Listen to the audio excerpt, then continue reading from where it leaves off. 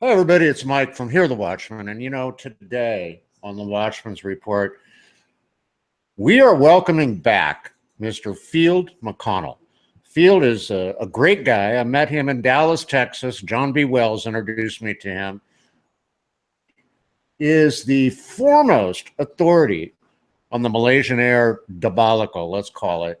He has also exposed the Clintons' connection to 9/11, and recently in London, he delivered a powerful presentation on the pedophilia agenda of the elite. And I'm just so glad to have him back today. Field, thank you so much for joining us. Oh, you're very welcome, Mike, and it's my pleasure as well as also my calling. And when I say my calling, I know that you understand what that means. For those of your listeners who may not be fluent on the verb calling as it pertains to the Bible, it's written about in Psalm 94:16. And I know that you and your wife have been called to Christian service with your conferences. And I also, in fact, I can tell you the very moment I was called, it was at 3:35 p.m. on Monday, the 4th of December of 2006. And God called me to expose evil. And that's what I do. And there's some churchgoers that don't appreciate my methods, but I've never met one born-again Christian who doesn't appreciate my methods, because a churchgoer is somebody that goes and sits down in a pew for 1 hour a week.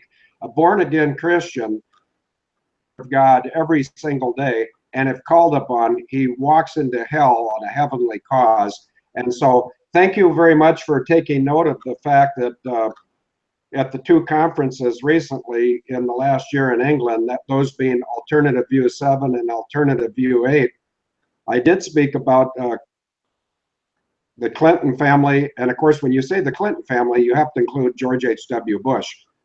He's the godfather of the Clinton family, I believe. And this year I had the pleasure on the 20th of May of speaking for 75 minutes about pedophilia. And that disc is now available. And I don't do anything for money. And I've got proof. I've got bankers all over the country that think I'm a bad risk. Well, I'm not a bad risk at all. I just, when you're under attack from the elements of the federal government, they have some pretty strong tools, and they have absolutely no moral license. Over to you, Mike. Field, let's just dive right into it. There's a couple of subjects that I want to cover today with you, and I know you have another interview you have to do here shortly, but let's start out with something that is very prevalent today. I mean, let's talk about John McCAIN. Now, you are a former United States Marine Corps aviator, and John McCAIN, I mean, we all know that he was an aviator, was held prisoner in Vietnam, and now, you can say whatever you want about him. I mean, the man, with his position on things, but the man has served our country dutifully for his entire life. And now we seem to hear that he has some sort of a brain cancer going on. And what's your read on all this? Well, I'm not quite as generous with John McCAIN as you are, but I do appreciate your generosity in regards to his health. And I don't think any Christian out there can do two things. I don't think you can claim to be a born-again Christian and then wish evil or suffering on any fellow human.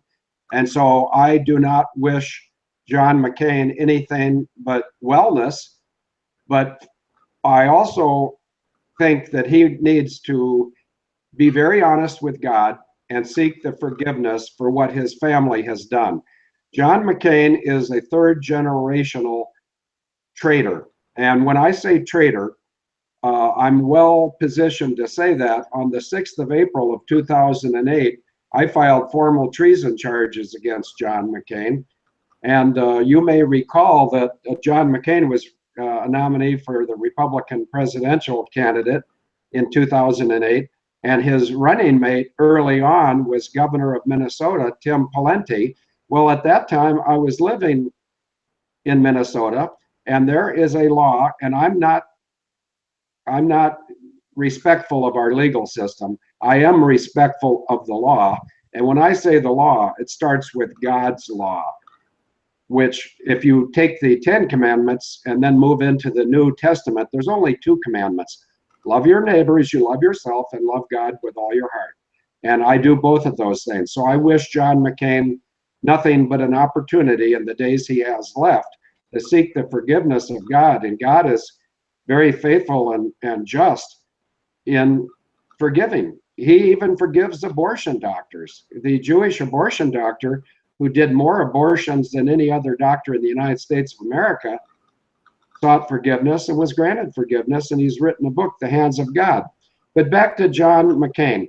The reason I feel so strongly and in a negative bias about him is he and I both went to the Naval Academy. He graduated in the class of 1958, and he brags about being the lowest man in the class in terms of class standing. Certainly, that's not a brag-worthy situation. If his name wasn't McCain, he never would have graduated. That's my opinion. That's not a fact. But when he lies about being the bottom man in the class of 58, he's dishonest, because he was not. He was number 893 out of about 900 graduates, and I'm quoting the 2013 history of the United States Naval Academy. Now let's go to his class standing of 893 out of 900. Well, with that class standing, you could never become a naval aviator because it's very competitive. There's certain disciplines that are very difficult to get into. Now, naval aviator is not one of the most difficult. Nuclear power or the SEALs. Now, those are, or medical school. The academies now allow people to go on to medical school. But when I graduated, nobody down there around the bottom of the class was going to get to be a pilot because there were limited pilot slots. And I'm not the pot calling the kettle black. I was a very poor student. Although I did graduate, as long as I'm being precise about John McCain, let me be precise about myself. When I entered the academy, we had about 1,375 people show up on day one, and we had just over 800, maybe 840. I could get the number. I don't dwell on it, but I was number 538 of about 840, so I was nowhere near the bottom, but yet I was a lackluster student. And if it were not for God himself, God himself got me into the Naval Academy. I never should have been allowed in there. I was allowed into the Naval Academy because a 4-star general lied through his teeth. The general is now deceased, but his name and his history are written in fact, and his name was General Hunter H. Harris IV, and he lied through his teeth about what a wonderful athlete I was. I am the least athletic person you've ever met, Mike. And the fact that I could tolerate 4 years of physical abuse at the Naval Academy is a testament not to me, it's a testament to God. Now, God had a reason.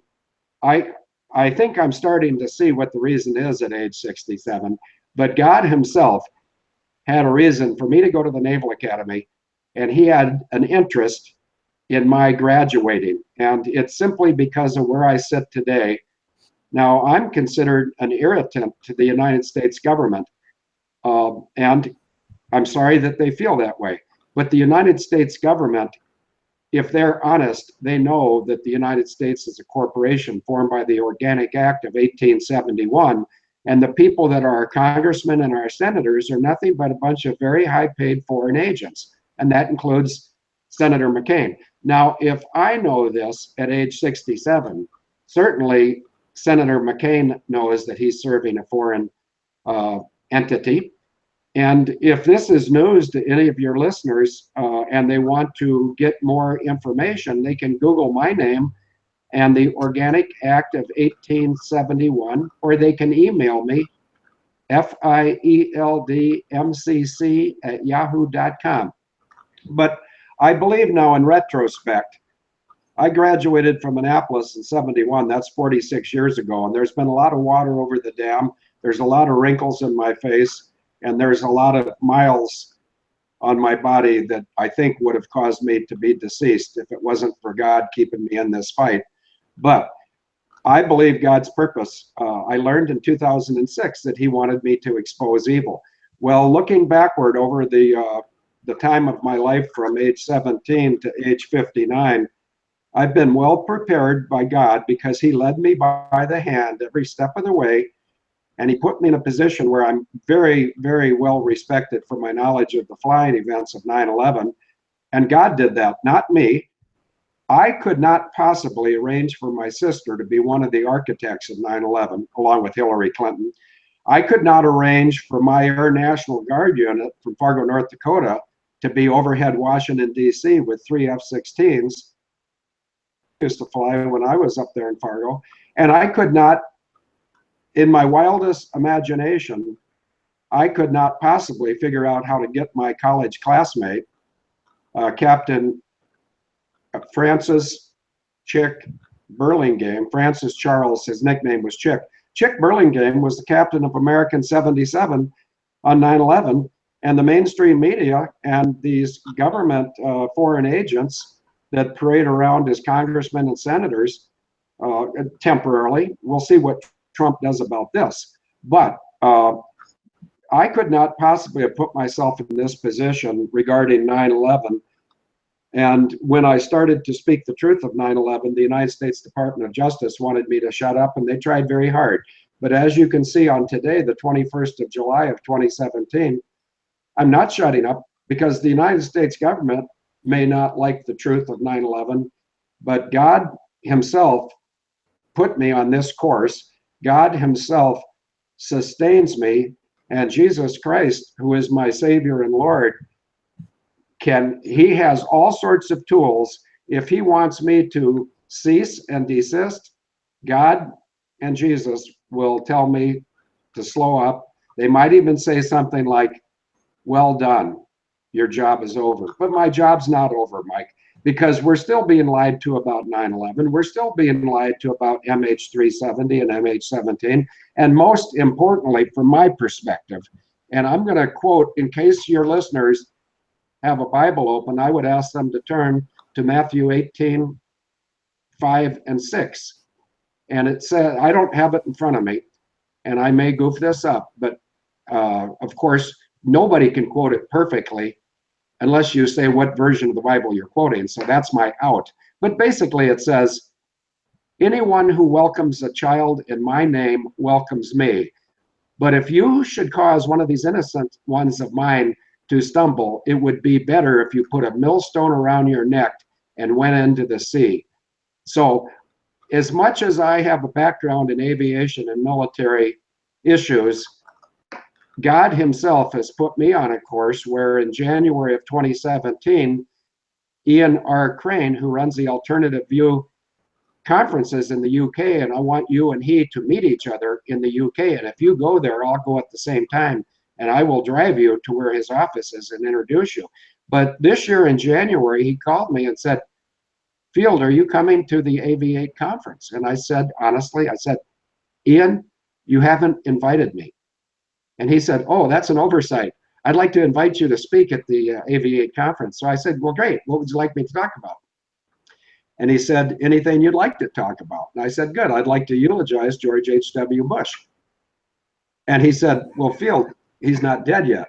And I said, Ian, it's not May yet. Now, am I wishing George H.W. Bush would die? No, we all know he's going to die. It's a matter of when and the condition of his soul. I would pray, and I will pray as soon as we get off the air. I'm not going to pray in public. You can take to the bank the fact that I will be praying that both John McCain and G.H.W. Bush admit their sins to God and beg his forgiveness. And, you know, he is faithful to forgive.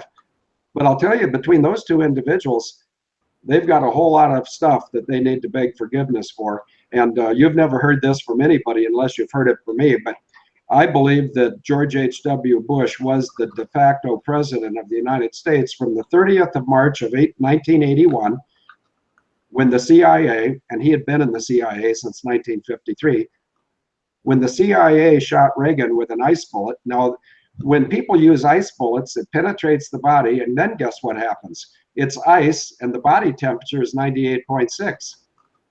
So all evidence is gone except for the entry wound. And on the 30th of March of 1981, Ronald Reagan was shot, and that was his signal that George H.W. Bush was taken over. And George H.W. Bush put in a lot of different racehorses track called Washington, D.C. And it wasn't until January 20th of 2017 that Donald Trump came, and that put an end to the George H.W. Bush, Clinton, Obama crime family. And you know, I state these things very clearly. You don't hear any hesitation or doubt in my voice, do you, Mike? Well, you know, Field, it's as always, it's you know, it's enlightening to have you on the show, and I want to make something clear. I am not a John McCain supporter. As a Christian, I wish him no pain and no suffering. I will always recognize the fact that he spent time in a Vietnamese prison or a criminal. You know, I will recognize that, and I honor his service. Beyond that, I'm with you on John McCain. Now, you know, let's kind of move a little bit to something else that's you and I have been talking about. That's really, it's personal, and it's very important. Your wife, who is a British citizen, she lives outside of London. You can't get her here to the United States. That is just criminal. What is going on with that? Well, my sister, Christine Marcy, and let me spell that, K-R-I-S-T-I-N-E,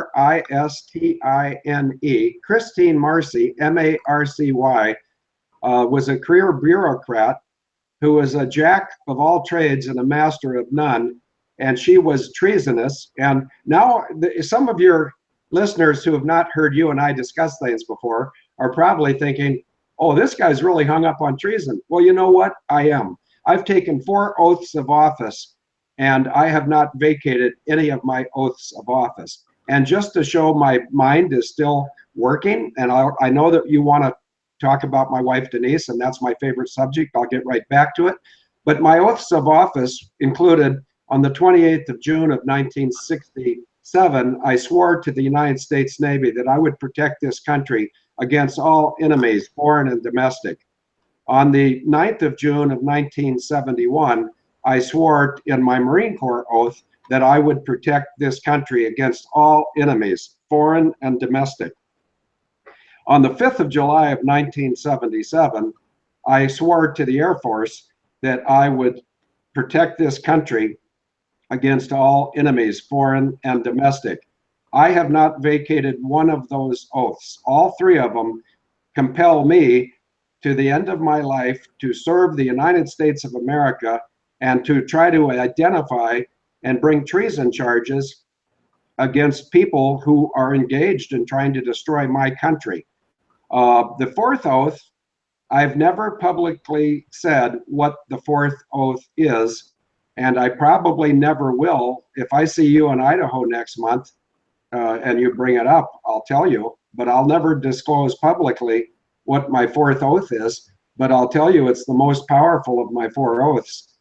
And I have not vacated that oath either. But some of these people have.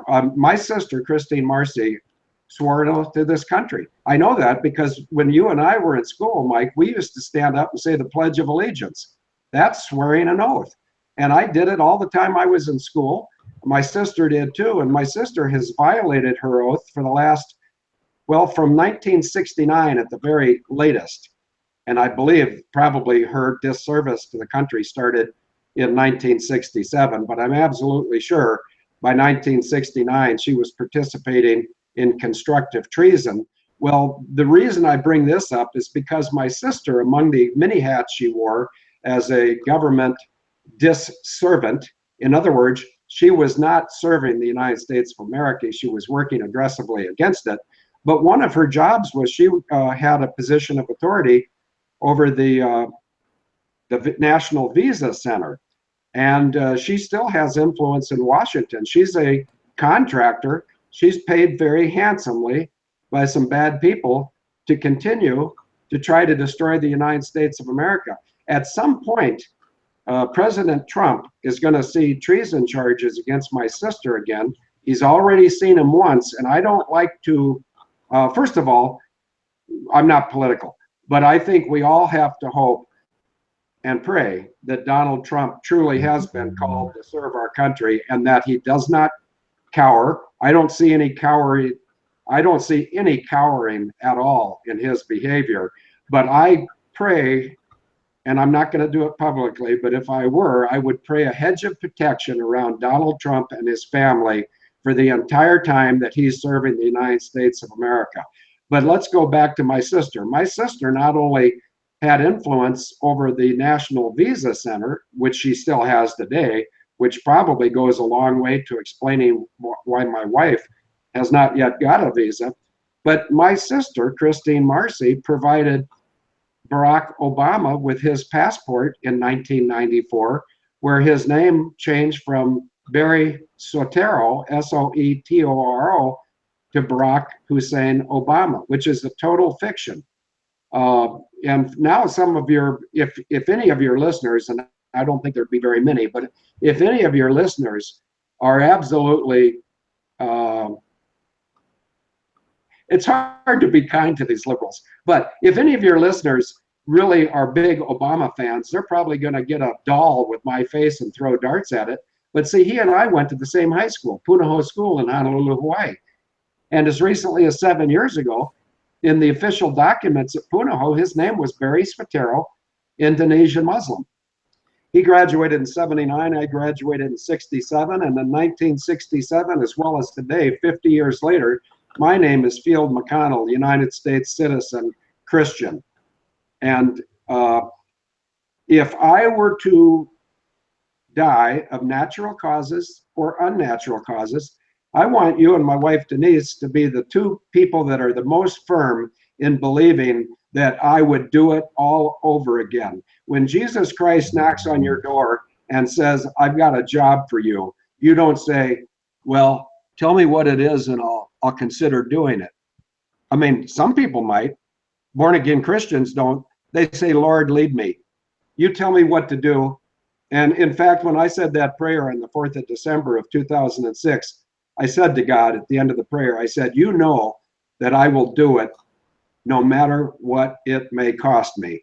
Well, it's cost me one marriage, the estrangement of one child. It's got me crosswise with the Internal Revenue Service, which I've sort of beaten them down because they're a private corporation and there's a legal way to separate yourself from their entanglement. But let's not digress. The IRS, the Social Security Administration, all of these corporations in our government are foreign corporations that are basically oppressing the United States citizens for the benefit of those in the New World Order who would like the United States to go away. Well, I don't know about you, Mike, but I'm not going anywhere. If this country goes down, it's going to be over my dead body.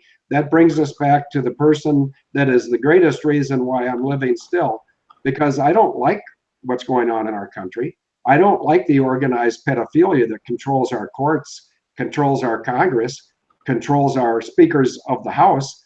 Dennis Hastert being the greatest example. The reason he became Speaker of the House is because the people that pull the strings in our government knew that he was a multiple offending pedophile and he's controllable. See, I'm not judging pedophiles. I'm just saying very clearly that if you've got a pedophile in the government, the people that are controlling the government can control that pedophile because none of these guys want to be exposed. Well, that's just too bad. And there's a word between too bad that I would say if we were in a social setting, but I won't say it here. It's just too bad they don't want to be exposed because 11 years ago, God said, Field, expose evil. Is there anything more evil than pedophilia, Mike? And then I promise I will discuss my wife, Denise Irene Clark's problem. And the problem's going to get resolved here in the next 2 months, I'm quite certain. But can you think of anything more evil than pedophilia, destroying the innocence of a child?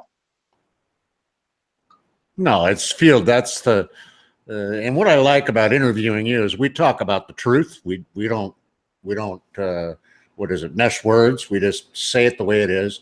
There's No, nothing more despicable, nothing more despicable than stealing the innocence of a child. And what really, I guess, the only thing that really to even a more heinous and disgusting thing is when you have leaders of our country who are participating in it. Leaders of our country, people that we supposedly trust, who have a power, who are taking advantage of children. I mean, does that disgust you? It disgusts me so much I can hardly keep a civil tongue. And I am so happy that Ian R. Crane would not allow me to eulogize George H.W. Bush. And when he denied me that, he said, I want you to talk about pedophilia because it controls the world's governments. And I have to be 100% honest and clear. I have a 75-minute presentation. You've probably seen the silent version of the presentation. And if not, let's talk about that after we go off the air. But also, that 75-minute presentation, I didn't do any of the research. Zero, none. I did not create the PowerPoint. I'm not that technologically proficient. God created me for his purpose in his kingdom in my life. And he created me very well to do this one thing, expose evil. Now, do I do it in a colorful fashion occasionally? Yeah, I'd say more than occasionally, because the one thing that politicians and evil people cannot defend against is satire. And when I satirize these guys, God created, well, once again, let me tell you how God did it. When I was in high school at Punahou as a senior, I had a wonderful English teacher whose name was Mrs. Clark. And I'm trying to think of her first name, but of course, back then you would never think of calling your English teacher by her first name. So her name was Clark, which is my wife's name now, C-L-A-R-K-E. Her husband was a Marine colonel, but not only was she my English teacher, but I was allowed to take one elective. And I've always had sort of an ability with words, which is not an accomplishment of mine. God put me in a home where both of my parents, my mother and father, both were English majors. They both spoke clearly. They had good vocabularies. They had good grammar, and they raised two kids, me and my sister. We are the Hatfields and McCoys. I, of course, would be the Hatfield because I'm wearing a hat. My name is Field. My sister, born of the same parents, raised in the same nurturing circumstance, she served Satan. And do I say that lightly? No, I say it. I take no pleasure in saying it, but I have no problem in saying it.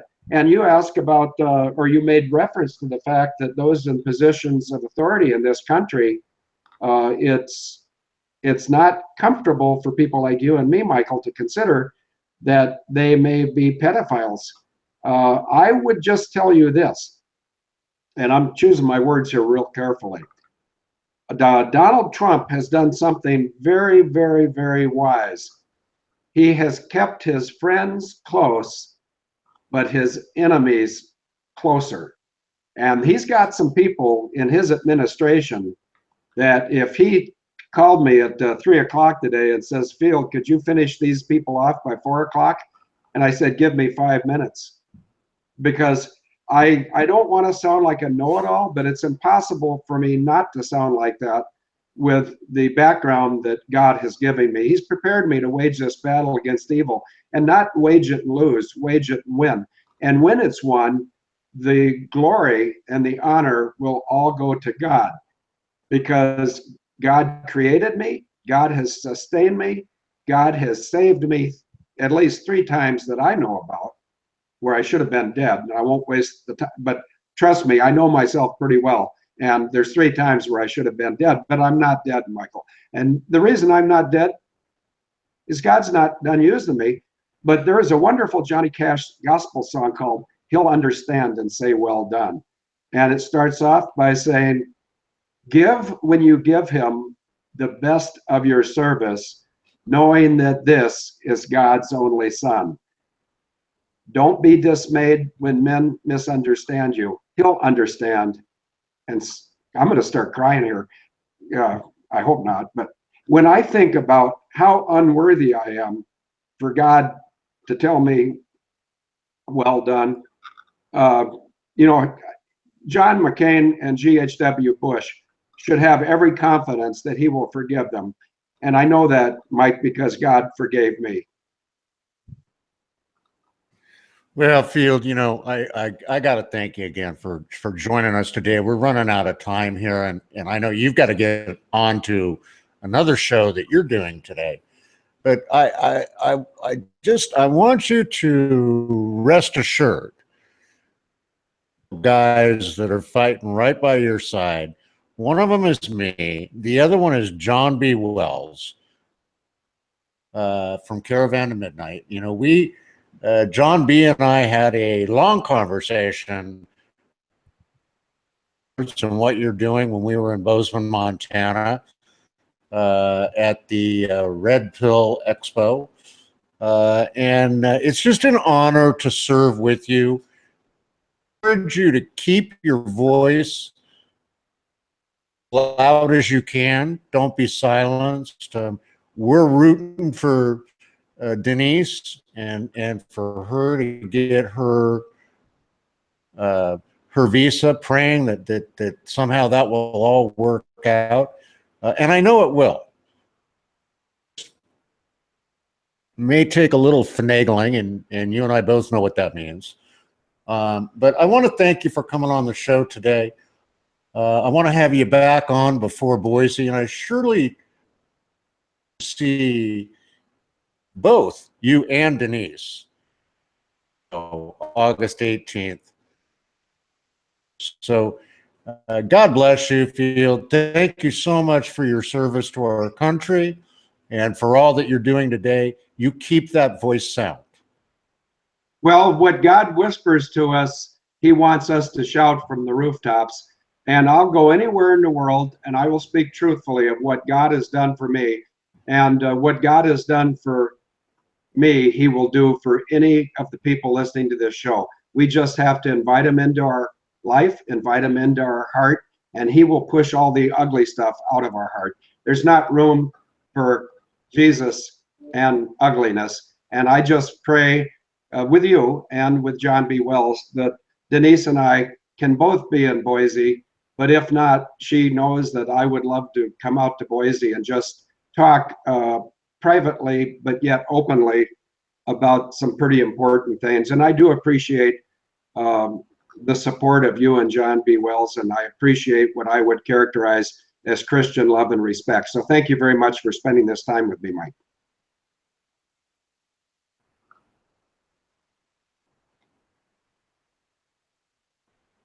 Well, thank you, Field. And listen, folks, follow Field McConnell. All you have to do is just Google the man, Field McConnell, and you'll see all kinds of stuff about him. You can .org, you can follow him there.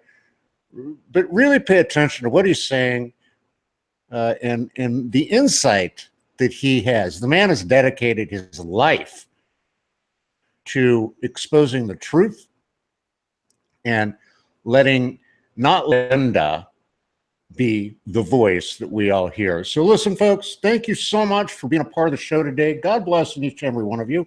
Please ask your friends and family to subscribe to our channel. It helps support us in the mission of Hear the Watchmen as we go across the country and bring the truth. So until I see you